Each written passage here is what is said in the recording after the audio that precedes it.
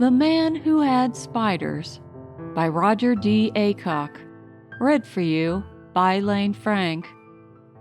When Mr. Marcus, who had sold novelties to novelty shops for 40 years and so had lost the capacity for astonishment at human unpredictability, returned to Maysville on the 8:04 train for his regular April week of selling, he went at once to Mrs. Ponder's boarding house and found Kitty playing Delibes on the living room piano.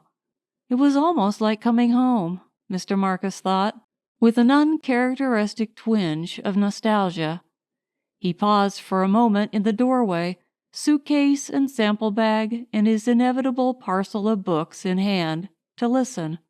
Tender was the word for Kitty, with her cool, sure touch on the Delibes theme, and her clear, blind eyes, and her nestling of fair hair that just brushed her shoulders, and wasted, Marcus thought, with all the beauty and the talent of her shunted to obscurity in the dingy gentility of her mother's menage.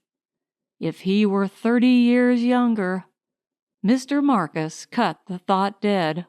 If you were 30 years younger, Marcus, he told himself with dry cynicism, you'd travel and sell novelties, just as you did 30 years ago.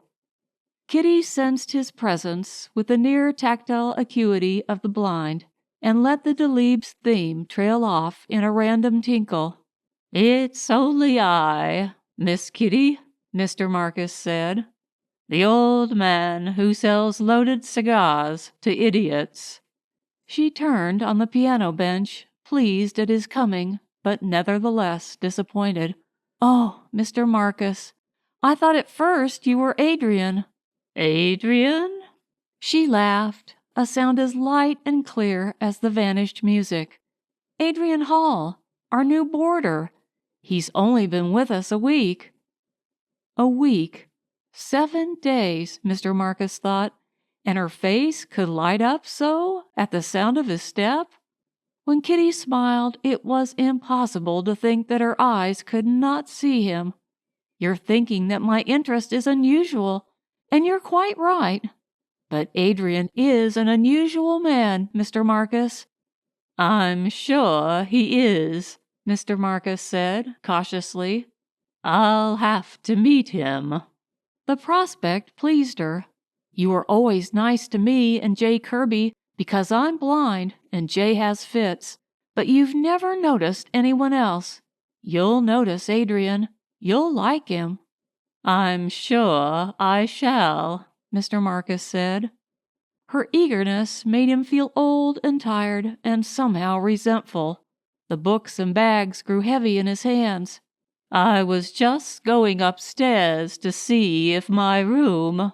Kitty's face lighted up. Please wait, she begged. I hear Adrian coming down now. We're going out for a drive, but I'd like you to meet him first. The new boarder was perhaps 30, hardly older than Kitty, and totally unremarkable. Shaking hands, Mr. Marcus cast back through the dry files of his memory and exhausted them without turning up a more ordinary face or figure. Moderately tall, he catalogued, average build, plain face, neutral hair, good teeth, and mild blue eyes. The man's only distinction seemed to be a round black mole on the left side of his neck, half hidden by his shirt collar. Politely, Mr. Marcus did not look at it twice. It rather startled him to discover that Kitty had been right.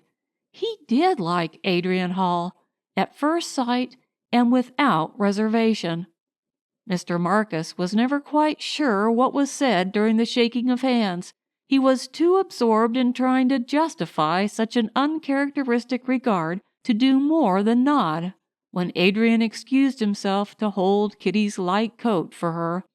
He did retain a bizarre impression when the two of them went out, however, that the new boarder's mole had shifted from the side to the back of his neck, and was watching him with an air of amiable curiosity. The conviction left Mr. Marcus more annoyed than disturbed. He'd have to see an oculist and have his lenses changed again, he told himself resignedly as he climbed the stairs to his room. J. Kirby was waiting there for him, crouched against the farther wall like a fearful puppy hiding from the adult pack. No other boarder in Mrs. Ponder's house would have dared violate Mr. Marcus's privacy, but Jay enjoyed the privilege of handicap and exercised it. Mr. Marcus sighed when he saw that Jay was suffering or had just suffered another of his periodic attacks. His corn-colored hair was wildly tousled, his blue eyes had fallen 2 octaves darker with stress, and there was a wide smear of grime across one sweating cheek. Jay was far too badly shaken to bother with greetings. "You got to do something about this Adrian Hall," he blurted. "Mr. Marcus, he's got spiders." Mr. Marcus found the proposition as repellent as it was improbable. Still, the turn of Jay's latest fantasy intrigued him. Large spiders or small, he wondered. Gray or black, poisonous or innocuous, caged or... Spiders? He put his books and bags on the bed. "In his room, you mean?" Jay denied it violently. "On him." Mr. Marcus wondered with some bitterness if nations would ever outgrow their penchant for expedient wars that left men broken as J. Kirby was broken. Left alone, Jay would have been a pleasant young man and a first-rate musician, but with the spirit of him maimed and trembling like a frightened child at the edge of nightmare, Mr. Marcus opened his suitcase. "I brought you a record, Jay. Something just released. A New Orleans stomp, the music man said, with an alto sax that..." Jay came across the room and clutched his arm, towering over him. "I didn't shuck my wig this time, Mr. Marcus. Honest. I really saw this. The guy had his clothes off, and he was all over spiders." Mr. Marcus felt a touch of chill. Jay had been committed twice before coming to rest at Mrs. Ponder's. If he were sent away again, it might be for good. "Sit down," Mr. Marcus said. He sat down himself on the room's one chair. "Tell me about it, Jay, and from the beginning." Jay sat on the bed and rose and sat again. "It'd be all right if he'd keep them to himself," he said. "I wouldn't mind that because I like him. It's Miss Kitty I'm worried about." "Miss Kitty?" "Everybody likes Adrian, Mr. Marcus, but Miss Kitty's in love with him. How'll she feel when she finds out he's got spiders?" Mr. Marcus nodded gravely. "I can understand your concern, but Miss Kitty is blind, Jay. How can she find out?" "I thought you'd see that right off," Jay said, disappointed. "She'll know when they get married, won't she? She'll have to know." Mr. Marcus permitted himself a small shudder. Jay had outdone himself this time. "You saw these spiders, you said?" he reminded. "Where and when?" Jay got up and paced restlessly, limping. "Half an hour ago, when Adrian went up to shower and dress for his date with Miss Kitty. I was out on the porch roof, tightening a loose bathroom shutter I'd promised to fix for Mrs. Ponder, and..." "You spied on him, Jay? In the bathroom?" "I didn't mean to," Jay said, defensively. "But I couldn't look away after I saw the spiders. Could you?" He turned a stricken face to Mr. Marcus. "Mr. Marcus, he was all covered with them until he stepped into the shower. Then he held up a towel, and they jumped on it to keep dry." "I see," Mr. Marcus said. "And when he came out?" "He dried himself off," Jay said, "and they jumped on again." He began to tremble with the violence of imminent seizure. "What am I going to do, Mr. Marcus? I like Adrian. But I like Miss Kitty, too. I can't let him." Mr. Marcus rose hastily and led him to his room down the hall. "You won't have to do anything," he promised, before he left Jay to have his fit in privacy. "Trust me, Jay. I'll take care of it." It was not until later, when he had settled himself in his own room to a volume of Saki's inhumanly perfect short stories, that he remembered the new boarder's peregrinating mole. "Can't happen outside fiction," he assured himself. "Tricks of the eyes, or else the fellow has 2 moles." But his eyesight was disturbingly good when he went down to breakfast next morning at 7 and found himself seated beside Adrian Hall. Adrian was neatly dressed for work. He was a newspaper reporter, it developed, and he was thinking seriously of launching a weekly of his own in Maysville, and he was every whit as likable as he had been on the night before, but not as unremarkable. This morning he had no moles at all. 40 years of selling novelties and reading books had not prepared Mr. Marcus for the role of detective that was thrust upon him, but it had given him a certain resourcefulness. Between stock-taking calls at local shops during the day, he made discreet inquiries, and by nightfall had amassed a considerable array of fact and opinion. The opinion was unfailingly enthusiastic. Never, Mr. Marcus thought, had a man been so instantly and universally liked in a town as small and insular as Maysville. Adrian Hall could have borrowed money from any bank, had any job, or married any girl in the community. What could make so plain a man so prepossessing, Mr. Marcus could not imagine. He was certain only that he liked Mrs. Ponder's new boarder more than he had ever liked anyone in his life, and that he felt not only uncomfortable but downright guilty in spying out his personal affairs. Actual fact was harder to arrive at. Adrian Hall had come from Kansas City, some 200 miles distant. He was a good newspaper man, and Gus Willis, who operated the Maysville Bugler, had liked him well enough, as who hadn't, to hire him on sight. He was sober, industrious, efficient, and considerate. No one but J. Kirby and Mr. Marcus seemed to suspect that he harbored spiders under his shirt, and Mr. Marcus, returning from his first day of selling and inquiry to find Adrian singing "The Rose of Tralee" with Kitty at the piano, found that repellent idea hard to believe. Until at supper again, he happened to look up quickly from his plate and discovered that the new boarder's elusive mole had returned. Mr. Marcus blinked, and he was quite positive this time it blinked genially back at him. The conviction so unnerved him that he closed his eyes to defend his composure. When he opened them, the mole had gone, together with Mr. Marcus's lost appetite. Mr. Marcus excused himself from table and went upstairs to his room. As he had expected, J. Kirby was waiting for him again. "Did you tell him?" Jay demanded. Mr. Marcus blinked, remembered the mole that had just blinked back at him, and shuddered.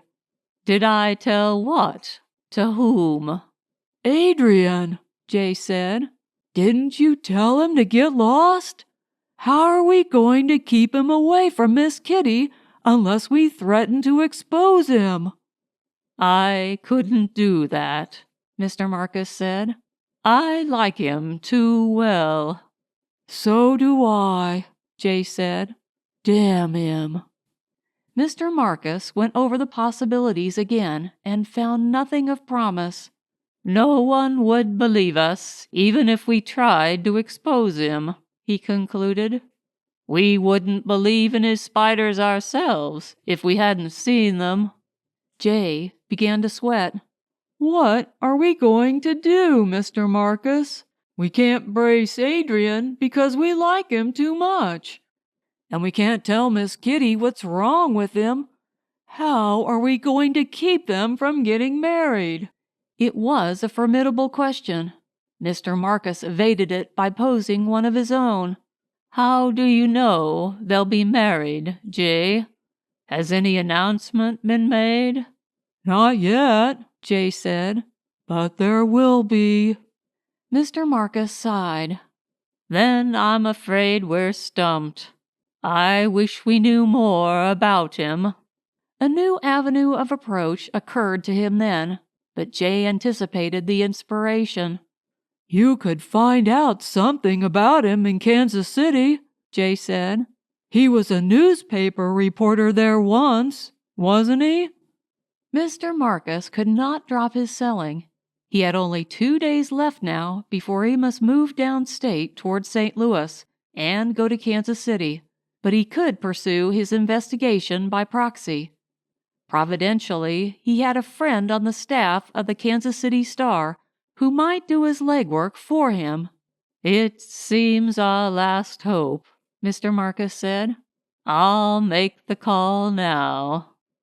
He preferred not to use the house telephone because of its several extensions, and the nearest booth stood in a corner of the neighborhood drugstore.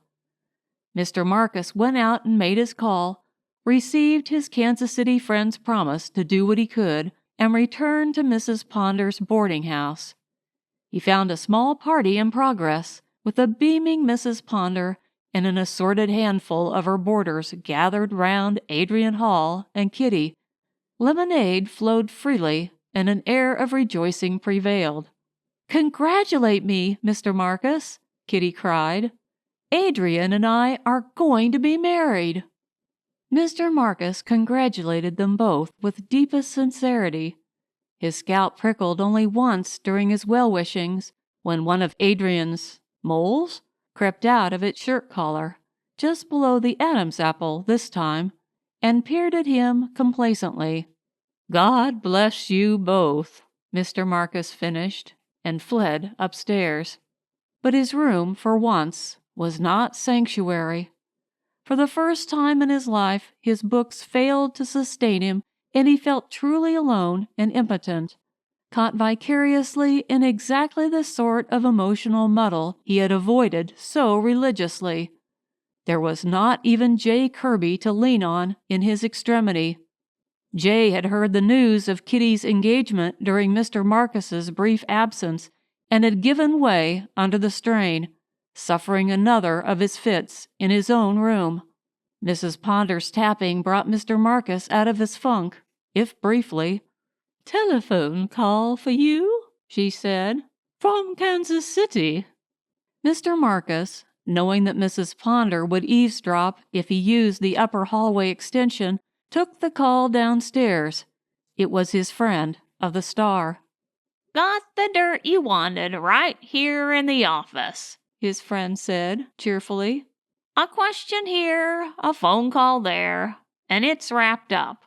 He gave his information tersely. "The guy's a bum, Marcus. He's been thrown off every paper in town for drinking.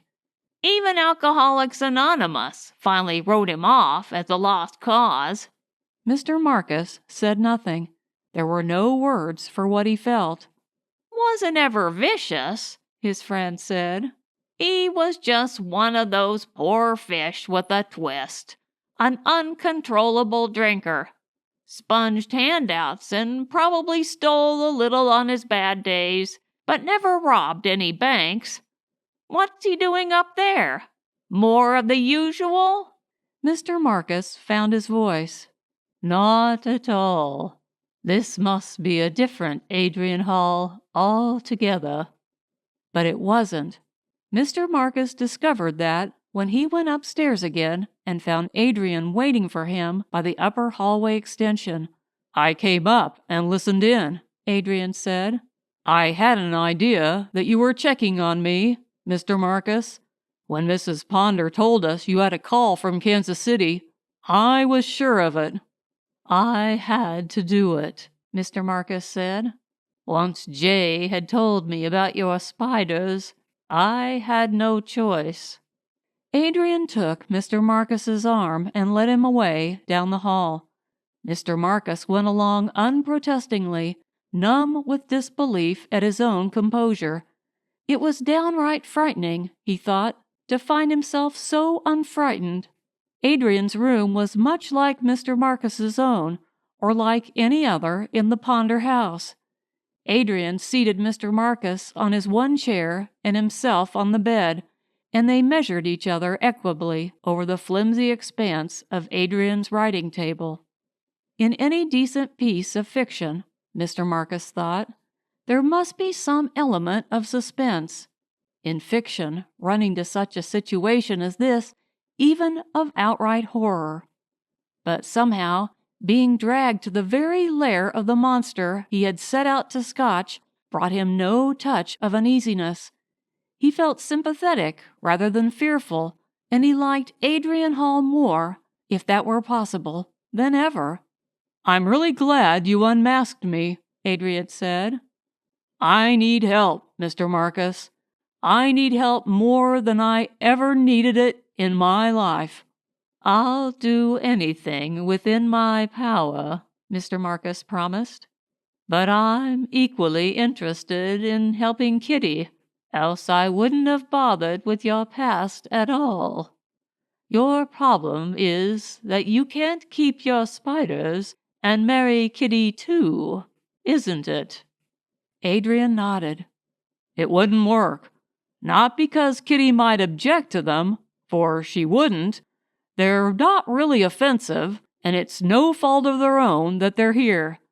But because a honeymoon without privacy is no honeymoon at all.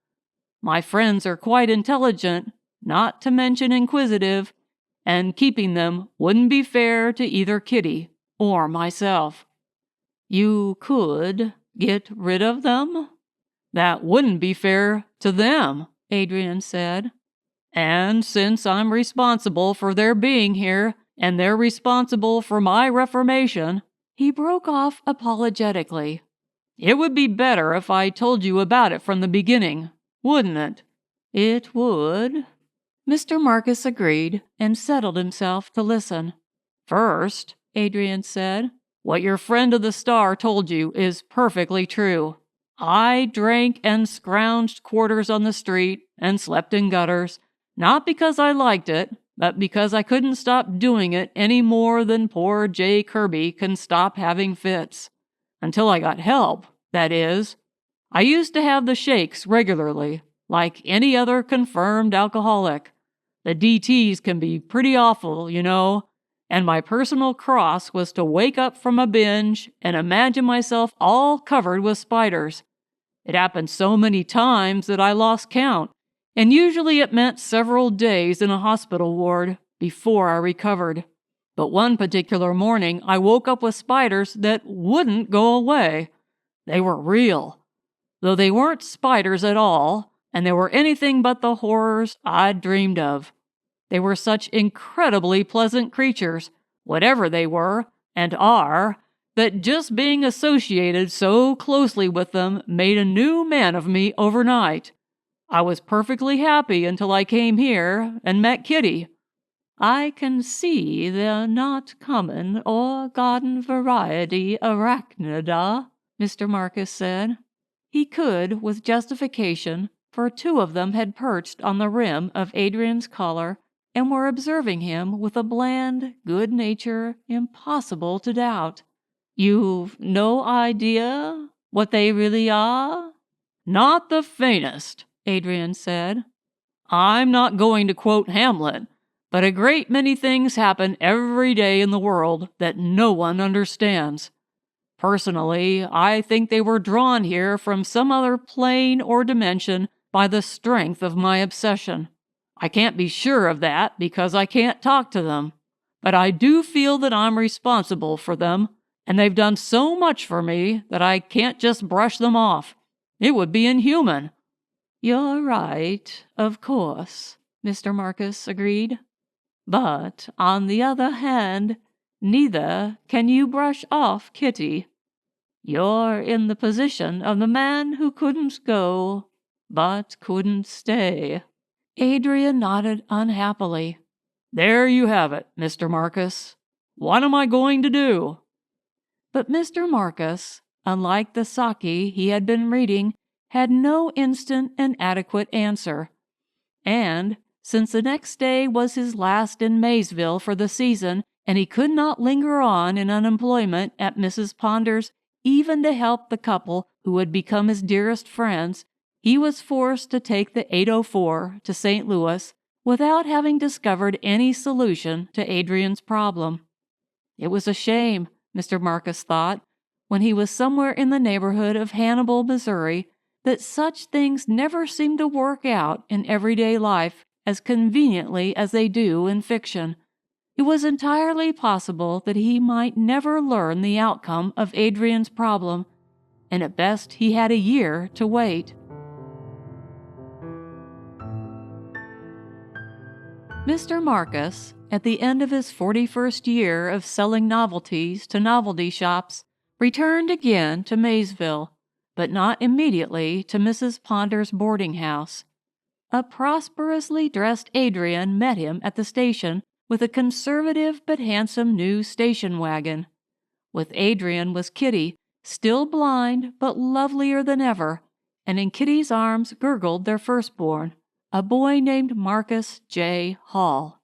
On their way to Mrs. Ponder's, they passed first the offices of the Maysville Bugler, of which Adrian was now owner, and then the Hall's newly financed home.